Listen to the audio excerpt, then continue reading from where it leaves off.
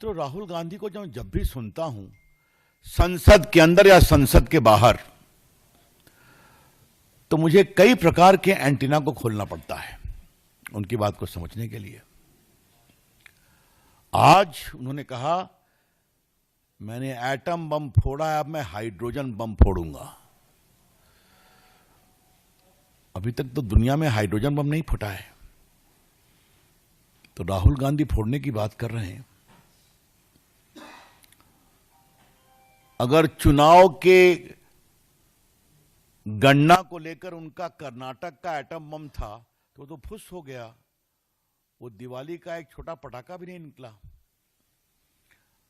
वो क्या hydrogen bomb की बात कर रहे हैं। मैंने एक बार संसद में, मेरा भाषण उनके बाद हुआ था संविधान के 75 वर्ष की यात्रा पर, और आज मैं आपको स्मरण दिला रहा हूं। उन्होंने कहा था कि 5-6 साल में व्यक्ति युवा हो जाता है।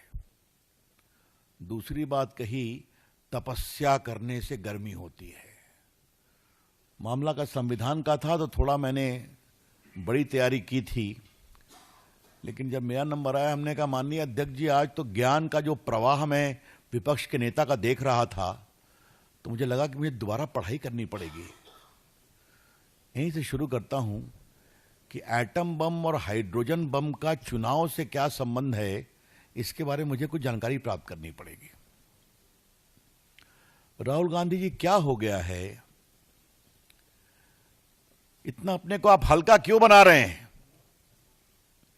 Y you are demeaning yourself as the leader of opposition? आप विपक्ष के नेता पद पर बैठे हैं, लोकसभा गरिमामय पद होता है, वहां आप अपनी प्रतिभा और क्षमता से आए हैं कि परिवार के कारण आए हैं, देश जानता है। इन कुर्सी पर बैठने के बाद तो कुछ आपका आचरण मर्यादित होगा। याद है ना, मोहब्बत की दुकान लेके चले थे अपनी यात्रा में, याद है कि भूल गए आप लोग?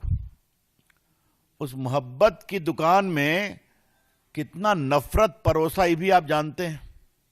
जरा भैया शांत रहिए, बड़ी कृपा होगी पीछे प्लीज। तो नफरत ही परोसे, अब आप एटम बम और हाइड्रोजन बम की बात बोलते हैं। यह देश को समझना चाहिए, राहुल गांधी गैर जिम्मेवार हैं। इस देश को समझना चाहिए, राहुल गांधी इज इर्रेस्पॉन्सिबल।